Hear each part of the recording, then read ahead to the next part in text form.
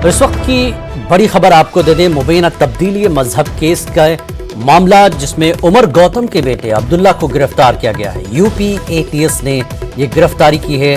गैर कानूनी तरीके से पैसे बांटने का इल्जाम है और 75 लाख रुपए अकाउंट में आने के सबूत मिलने का दावा किया गया है। और तब्दीली मजहब के मामले में अब्दुल्ला को गिरफ्तार किया गया है। अब्दुल्ला उमर गौतम के बेटे हैं और ये कार्रवाई हुई है यूपी एटीएस की तरफ से। यूपी एटीएस ने अब्दुल्ला को गिरफ्तार किया है और अब्दुल्ला उमर गौतम के बेटे हैं और मामला है मुबैना तब्दीली मजहब का। गैर कानूनी तरीके से पैसे बांटने का भी इल्जाम है और साथ ही 75 लाख रुपए अकाउंट में आने के सबूत मिलने का दावा किया गया है। तो उमर गौतम के बेटे अब्दुल्ला गिरफ्तार हुए हैं।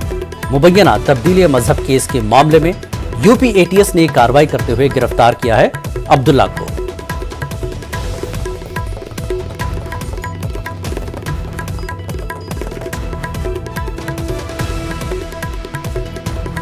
तो मुबैना तब्दीली मजहब केस मामले में उमर गौतम के बेटे अब्दुल्ला को गिरफ्तार किया गया है। यूपी एटीएस ने गिरफ्तारी की है।